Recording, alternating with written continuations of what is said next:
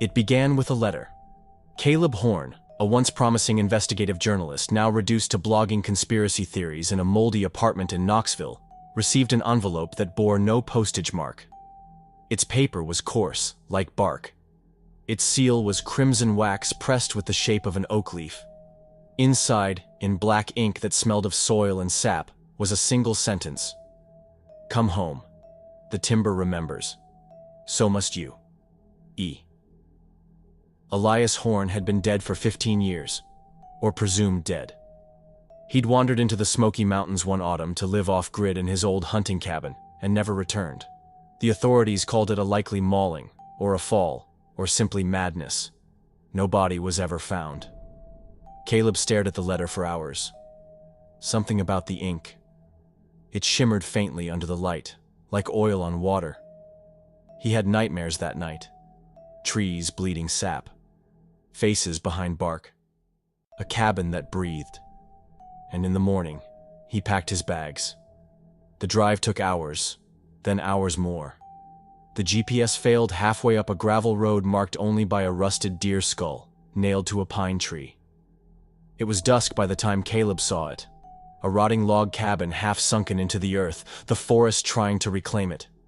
The cabin sat like a carcass, crooked, black-mouthed, slouched beneath centuries of moss and rot.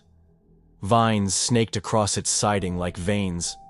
The windows were clouded, and the chimney oozed smoke that smelled faintly of mildew and burnt herbs. Inside, it was worse. The air was thick, like syrup. Dust hung frozen in shafts of dying light. The floor groaned under every step.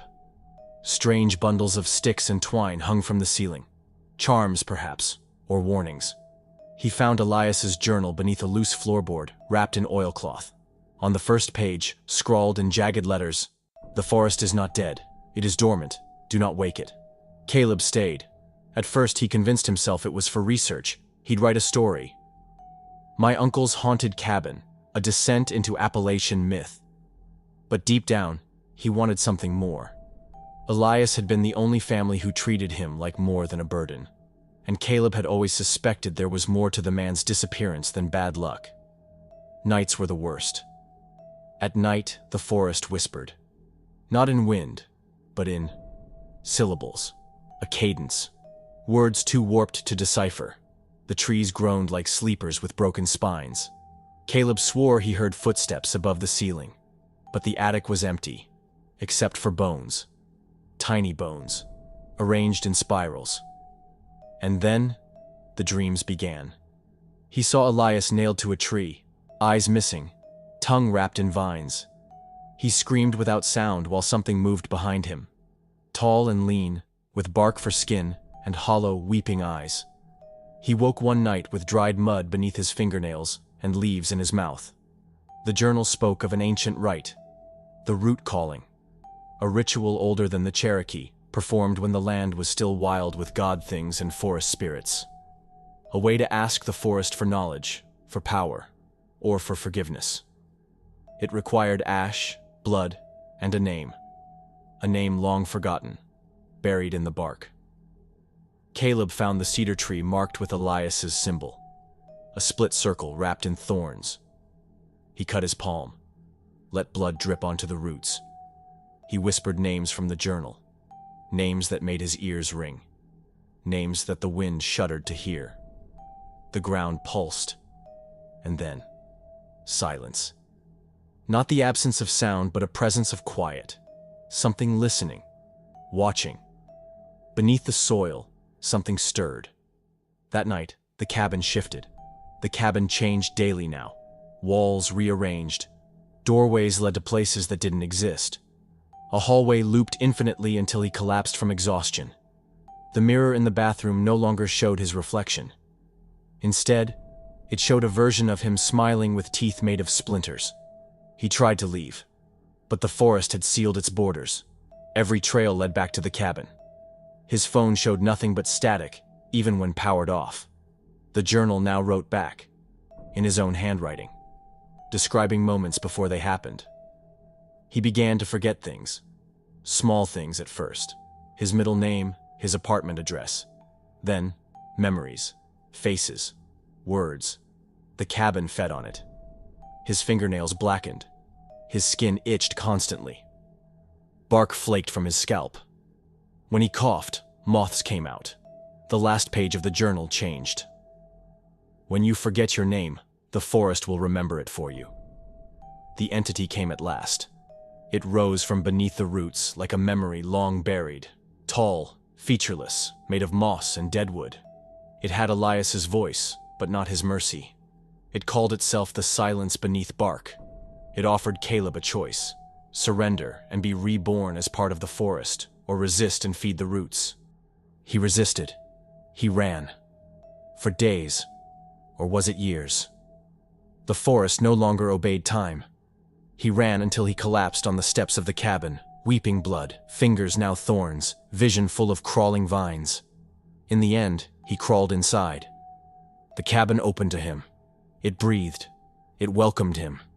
He carved his name into the wall with his own teeth, and the forest remembered him.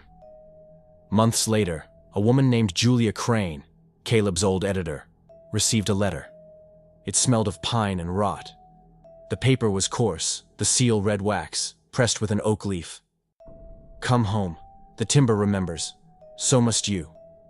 See. Julia Crane stared at the letter for hours. She hadn't spoken to Caleb in nearly a year, not since his disappearance after being fired. The last message he sent was garbled, full of gibberish, or what she thought was gibberish. The bark sees. The timber listens. It's hungry. Something about the letter disturbed her deeply. The smell of pine needles, wet soil, and decay lingered unnaturally in her office. But what disturbed her more was the handwriting. It was Caleb's. But it was wrong. Angular, rushed, like someone mimicking memory itself. Against her better judgment, driven by a mixture of guilt and dread, Julia made the journey. Into the same smoky mountains Caleb had vanished into. The road ended too soon. She hiked the final miles through a forest that grew unnaturally silent the deeper she went. Her phone died inexplicably. Birds fell quiet. Even the wind seemed to avoid the area. Then she saw it. The cabin. And standing beside it, smiling faintly, was Caleb. But it wasn't. He looked like Caleb, spoke like him. But Julia knew people. And this man wore Caleb like a coat.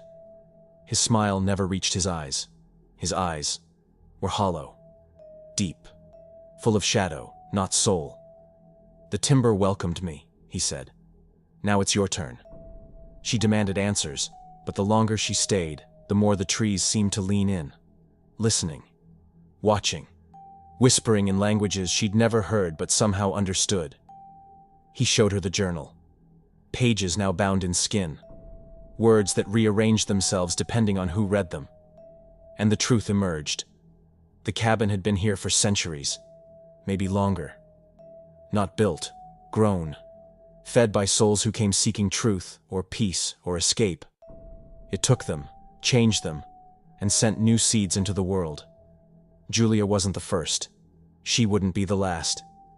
She tried to run, of course, but every direction turned inward. The forest was a spiral now, with the cabin at its core. Time unraveled. Her memories blurred. Her name began to slip away, syllable by syllable.